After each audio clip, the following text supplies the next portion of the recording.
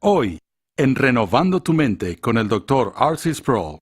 La Biblia no dice que Dios es amor, amor, amor, o misericordia, misericordia, misericordia, o justicia, justicia, justicia, o ira, ira, ira. Nos dice que es santo, santo, santo.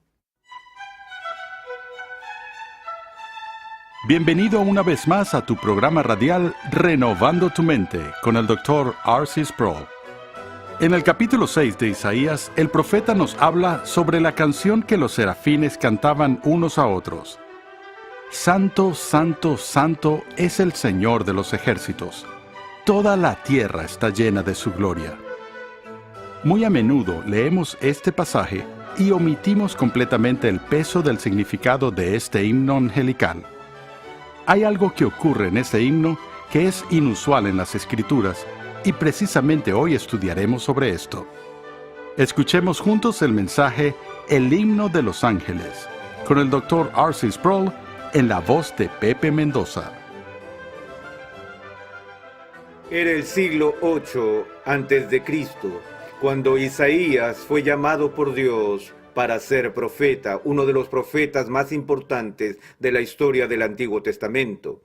Hemos visto que el siglo 8 fue el tiempo en que el rey Usías murió, justo el mismo año en que el Imperio Romano empezó con el establecimiento y la fundación de la ciudad de Roma a orillas del río Tíber. Fue en ese momento de la historia en que Isaías tuvo la experiencia de ver los lugares que eran el corazón del cielo mismo. Y como ya lo hemos visto en el texto que registra esta historia, en el capítulo 6 del libro de Isaías, Isaías fue capaz de ver al Señor mismo exaltado y sentado sobre un trono. Y hemos descrito la experiencia de los serafines a quienes se le dieron 2 alas para cubrir sus rostros, 2 alas para cubrir sus pies y 2 alas para volar. En nuestra última sesión analizamos el significado de la estructura de los serafines y terminé mencionando que no era tanto la naturaleza de los serafines lo que nos interesa aquí, sino su mensaje. Se nos dice en el capítulo 6 de Isaías, y el uno al otro daba voces diciendo, Santo, Santo, Santo, Jehová de los ejércitos, toda la tierra está llena de su gloria. Y como he dicho varias veces, podemos leer este pasaje una y otra vez y perder el significado de peso de este himno de los ángeles, porque hay algo que ocurre en él que es inusual en las escrituras, aunque no es absolutamente único. Los judíos tenían varias maneras de expresar el énfasis o la importancia en su literatura, tal como lo hacemos nosotros cuando estamos escribiendo y deseamos resaltar algo que es específicamente importante, lo podemos subrayar o ponerlo entre comillas o en cursivas o en negritas o poner muchos signos de exclamación al final de la frase para decirle al lector que eso es algo súper importante. Bueno, los judíos también hacían todo eso, usaban este tipo de técnica para enfatizar algo, pero además tenían otra técnica literaria muy interesante para comunicar que algo era importante, y eso era simplemente el método de la repetición. Hay un lugar en el Antiguo Testamento, por ejemplo, donde se describe un pozo grande, y he leído varias traducciones diferentes de este pasaje. Algunos hablan de un pozo grande, un pozo de asfalto, o un pozo de alquitrán, o un pozo de pavimento. Mientras leía estas distintas traducciones dije, ¿qué clase de pozo realmente era? Bueno, en hebreo, todo lo que tenemos es la palabra hebrea para hoyo, mencionada 2 veces seguidas. El vocablo simple para hoyo se repite. Si fuéramos a traducir el texto literalmente, diríamos que era un pozo. Entonces, ¿de qué se trata esto de pozo, pozo? Bueno, lo que el escritor judío está tratando de decir es que hay pozos y hay pozos. Un pozo, pozo es un tipo de pozo.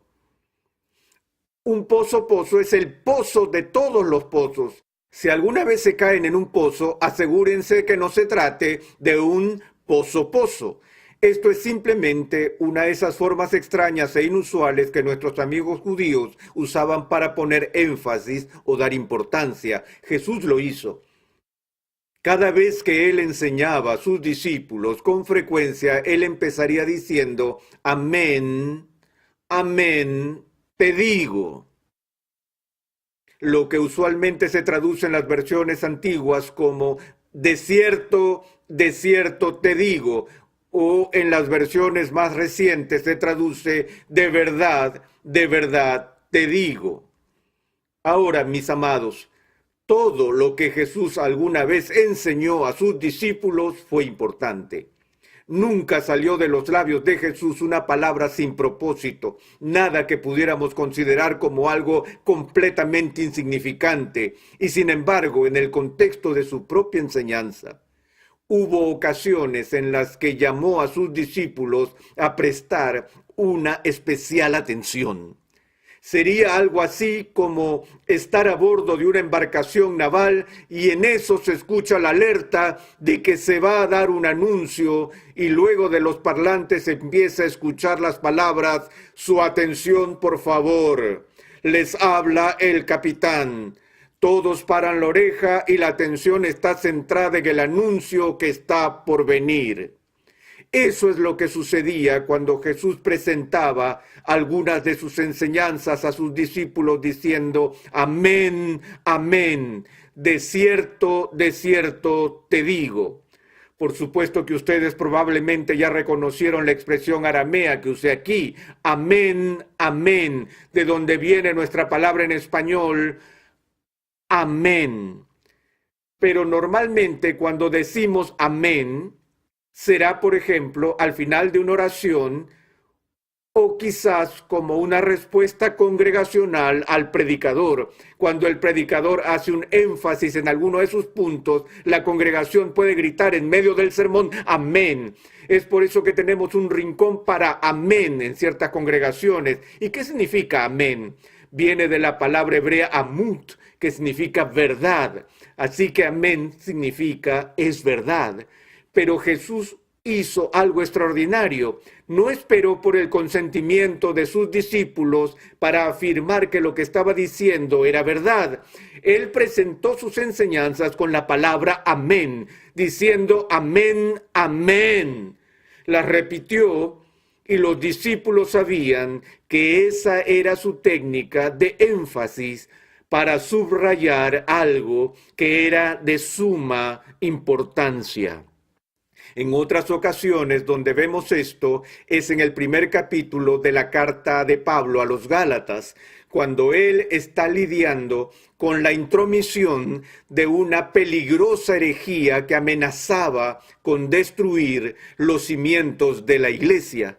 Pablo había estado enseñando el evangelio de la justificación solo por fe, pero un grupo llamado los judaizantes llegó y quiso mezclar este tema de las buenas nuevas de la justificación solo por fe, una mezcla de obras de la ley con la oferta gratis de gracia, y también querían ligar la salvación a los rituales y los ritos de la comunidad. Y Pablo vio esto como una amenaza grave para el evangelio. Así que les dijo a los creyentes de Galacia, estoy maravillado de que tan pronto os hayáis alejado para seguir un evangelio diferente. Luego continúa y dice, ¿qué?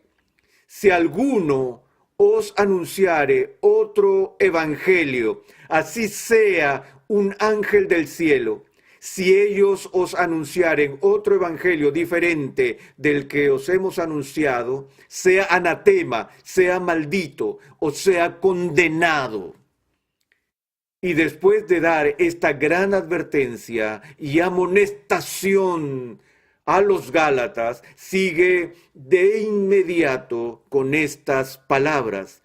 También ahora lo repito, si alguno os predica diferente evangelio del que habéis recibido, sea anatema. Vemos que Pablo usa esta técnica de repetición para resaltar la importancia y el énfasis. Ahora, cuando volvemos al texto de Isaías y vemos la canción de los serafines que se pronuncian en respuesta antifonal de un serafín a otro, santo, santo, santo, esta respuesta antifonal se llama trisagio, o las 3 veces santo, donde la única palabra santo se repite no una, sino 2 veces. Esta es la única vez en la Escritura donde un atributo de Dios se repite 3 veces. Y comprenderán que 3 veces es el grado superlativo, el último grado, el grado a la n de importancia. Pero lo que leemos en Isaías 6, permítanme leérselos una vez más, dice, el uno, es decir, el serafín, al otro da voces diciendo, Santo, Santo, Santo, Jehová de los ejércitos, toda la tierra está llena de su gloria. Ahora, lo importante es que la canción de los ángeles no es solo Santo, es el Señor. Ni están cantando, Santo, Santo es el Señor. La canción que cantan es que Dios es santo, santo, santo. Otra vez, en ningún otro lugar de las Escrituras, un atributo de Dios es elevado a este grado de importancia. La Biblia no dice que Dios es amor, amor, amor, o misericordia, misericordia, misericordia, o justicia, justicia, justicia, o ira, ira, ira. Nos dice que es santo, santo, santo. Como un teólogo, reconozco que es una mala teología tratar de enfrentar un atributo de Dios contra otro, o incluso armar una jerarquía de atributos dentro de la deidad, lo cual es un error que muchos de nosotros cometemos de vez en cuando. He sostenido discusiones con gente sobre el carácter de Dios, hablando de su soberanía o su justicia o su ira, esas dimensiones del carácter de Dios que son aterradoras para las personas. Y he tenido personas que me han dicho, no creo eso, mi Dios es un Dios de amor. Bueno, ciertamente la Biblia enseña que Dios es un Dios de amor, pero no podemos acercarnos a las Escrituras como si se tratara de una mesa de buffet donde podemos escoger y elegir esos atributos de Dios, poner en nuestro plato lo que nos apetece y dejar en la mesa para los otros lo que no nos gusta, porque Dios es sus atributos. Él es todos sus atributos. De modo que su amor, por ejemplo, es siempre un amor santo, un amor justo y un amor soberano. De la misma manera, su santidad es siempre una santidad amorosa, una santidad justa, una santidad soberana. Así que no podemos construir una jerarquía de atributos y decir que uno es más importante que el otro. Pero si tuviéramos que hacer eso, de hecho, a la luz de la revelación bíblica del carácter de Dios, el atributo que destacaría entre los otros sería el atributo de la santidad. De hecho, hay muchos estudiosos que creen que la santidad no es simplemente un atributo único, sino que captura y reúne todos los atributos de Dios en conjunto. Porque la santidad señala la majestad trascendente, la grandeza superlativa, la distinción que caracteriza a Dios y lo hace único y lo hace digno de nuestra adoración. Ahora quiero que noten que en este texto la actividad de los ángeles día y noche en la presencia de Dios, la cual Isaías tuvo el privilegio de contemplar, fue la actividad de la adoración. Su actitud era una de reverencia, de honor y de dar gloria a Dios. Es la naturaleza de estos ángeles el adorar y exaltar a Dios. Fuimos creados con una naturaleza que fue diseñada para adorar, honrar, venerar, exaltar la majestad de Dios. Pero ahora, después de la intromisión del pecado en nuestras almas, tal adoración y exaltación del carácter de Dios ya no es natural en nosotros, es extraño a nosotros. Esto es algo que tiene que fluir de un alma renovada. Solo cuando Dios, el Espíritu Santo, cambie la disposición de nuestro corazón, seremos capaces de adorarle en espíritu y en verdad. Cuando Jesús se reunió con sus discípulos en el Nuevo Testamento y sus discípulos le dijeron, Señor, por favor, enséñanos a orar. Ustedes saben lo que hizo. No solo los dirigió al Antiguo Testamento, a los Salmos, y les dijo que se sumerjan en los Salmos y que aprendan de David la actitud y prácticas apropiadas de la oración. Él bien pudo haber hecho eso, pero en cambio, en esta ocasión les dio una oración modelo diciendo, cuando ores, ora así. Y luego les dio la oración del Padre Nuestro. La pregunta que a menudo hago a mis estudiantes en el seminario es esta. ¿Cuál es la primera petición que encontramos en el Padre Nuestro? ¿Cuál es el primer pedido? ¿Cuál es la primera cosa que Jesús instruye a sus discípulos para que oren? Cuando piensas en el Padre Nuestro y te das cuenta que empieza, Padre Nuestro que estás en el cielo, una introducción formal. Así es como iniciamos la oración, expresando nuestro respeto por Dios, reconociéndolo como nuestro Padre que está en el cielo. Pero la primera petición es lo que viene. Santificado sea tu nombre. ¿Qué significa eso? Jesús dijo, cuando ores, lo primero por lo que debes pedir es que el nombre de mi Padre sea considerado como santo. Luego continúa y dice, venga tu reino, hágase tu voluntad como en el cielo, así también en la tierra, y sigue. Y aunque Jesús no dice esto, me pregunto si hay una progresión lógica aquí. Me pregunto si lo que Jesús está diciendo es que a menos que hasta que el ser humano comience a considerar el nombre de Dios como santo, su reino no vendrá a la tierra y su voluntad no se hará como se hace en el cielo. Los serafines entienden el reino de Dios en su morada celestial porque están allá arriba del trono de Dios cantando diariamente, regocijándose por la entronización del Rey. Allí el reino es una realidad visible y los ángeles en el cielo cada minuto hacen a la perfección la voluntad de Dios.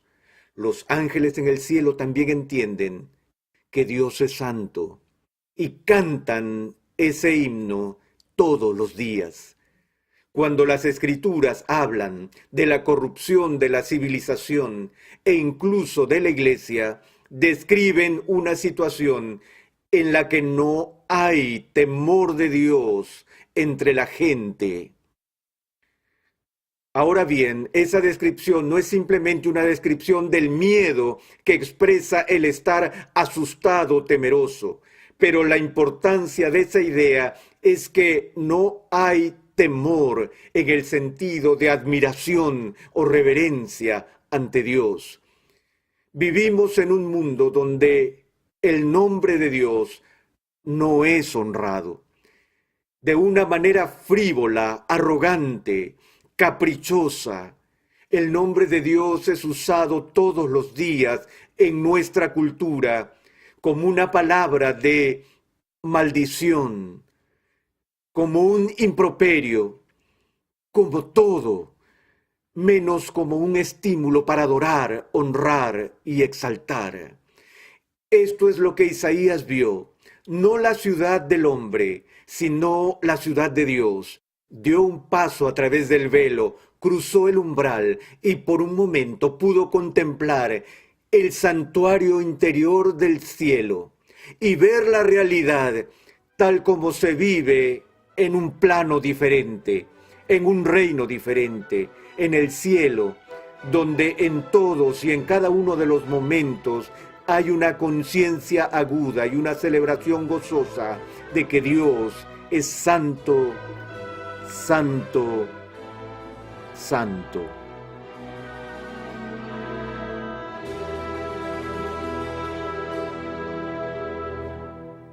En esta serie hemos visto cómo la santidad es la característica de la naturaleza de Dios que está en el corazón mismo de su ser.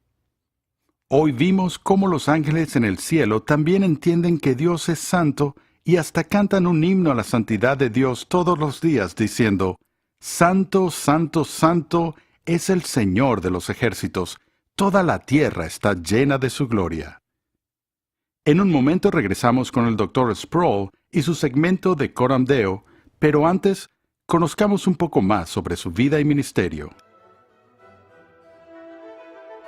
Desde su ordenación al ministerio en 1965, R.C. Sproul fue usado grandemente por Dios en la enseñanza fiel de las Escrituras, siendo reconocido por su defensa vehemente de la santidad de Dios, la soberanía divina y otras doctrinas esenciales de la fe cristiana.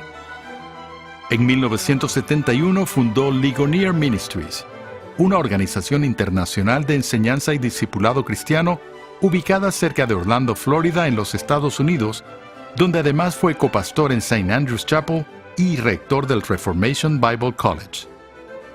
En 1994 lanzó su programa radial Renewing Your Mind, el cual se escucha diariamente en cientos de emisoras y a través del Internet alrededor del mundo. Durante más de medio siglo de ministerio, R.C. Sproul produjo más de 300 series de enseñanza en audio y video sobre temas como la historia de la Iglesia, la filosofía, la teología, el estudio de la Biblia, la apologética y la vida cristiana. El Dr. Sproul también fue profesor en diversas universidades y seminarios y escribió más de 100 libros, entre los cuales tenemos La Santidad de Dios, Escogidos por Dios, Cómo defender su fe, ¿Estamos juntos en verdad? Las grandes doctrinas de la Biblia, ¿qué es la teología reformada? Y muchos más.